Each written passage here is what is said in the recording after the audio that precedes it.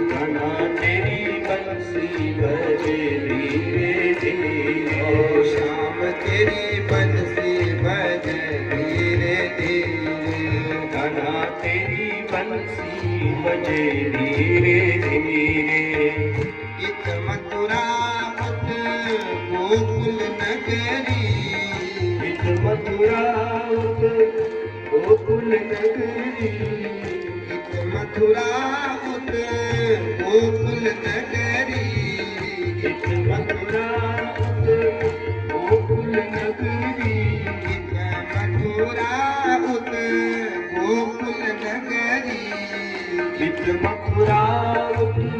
गोकुल नगरी,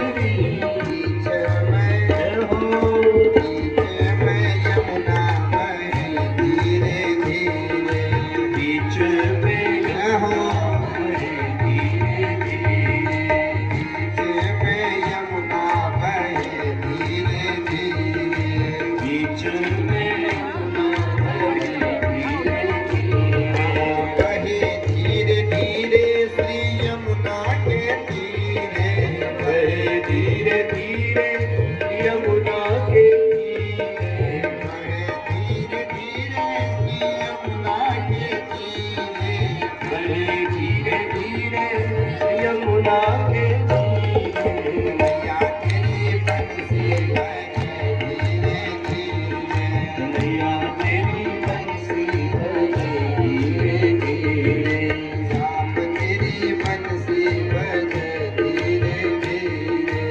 शाम तेरी बंसी बजे धीरे धीरे, नैया तेरी बंसी बजे धीरे धीरे, नैया तेरी बंसी बजे धीरे धीरे। एक ललिता पुट में है विशाखा, एक ललिता पुट में है विशाखा, एक ललिता पुट में है विशाखा, एक ललिता पुट में है विशाखा।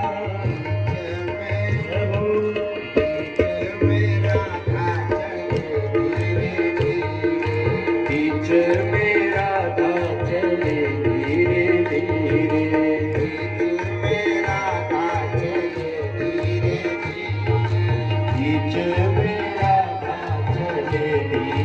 धीरे, धीरे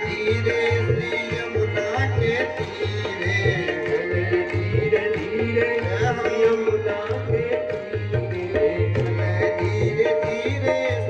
यमुना के तीरे, चले धीरे धीरे यमुना के तीरे। कन्हैया तेरी बंसी बजे धीरे धीरे,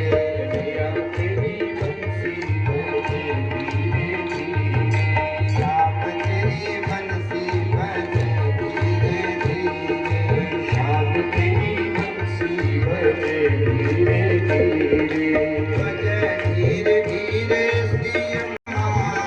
इस मधुर मंगल में सिया, बीच में गाना चले धीरे धीरे, बीच में गाना चले धीरे धीरे,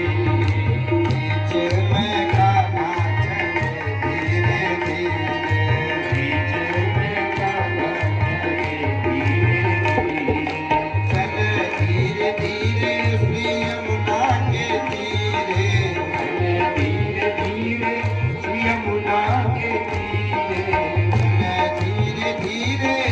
यमुना के तीरे, चले धीरे धीरे यमुना के तीरे।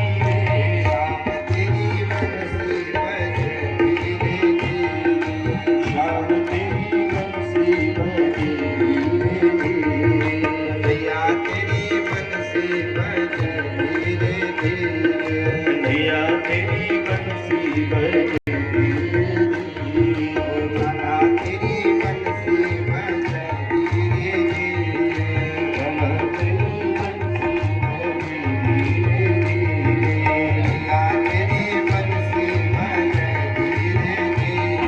कन्हैया तेरी बंसी बजे धीरे धीरे, शाम तेरी बंसी बजे धीरे धीरे,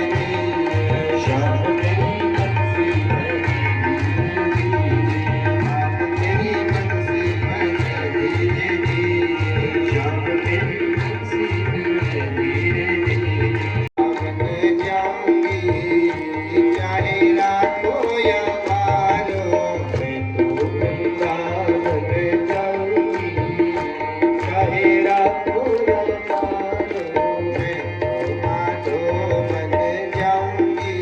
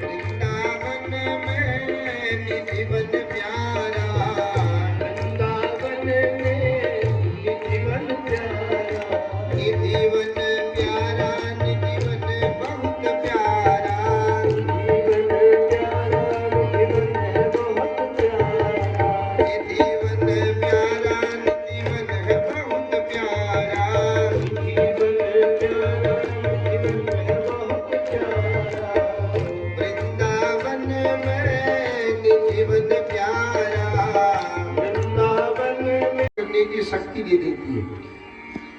तो इस प्रकार भगवान भी आज वृंदावन आ गए और वृंदावन में भगवान का नित्य निवास है।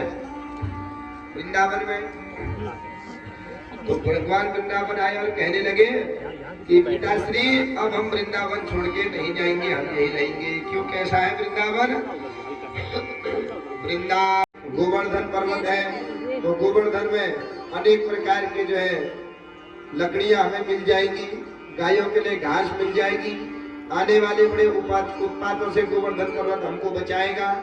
यमुना जी का सुंदर जो है तट है, यमुना जी का जल है, तो इसलिए हम अब यही रहेंगे। तो सब वृंदावन में रह गए, वृंदावन में रहने लगे। वृंदावन में कंस के द्वारा भेजा हुआ बकासुर, अघासुर, वत्सासुर, धेनुकासुर, अरिष्टासुर, एक एक करके कंस बहुत राक्षसों को भेजता है और भगवान अनायास खेल खेल में ही भगवान सारे दैत्यों को मार देते हैं।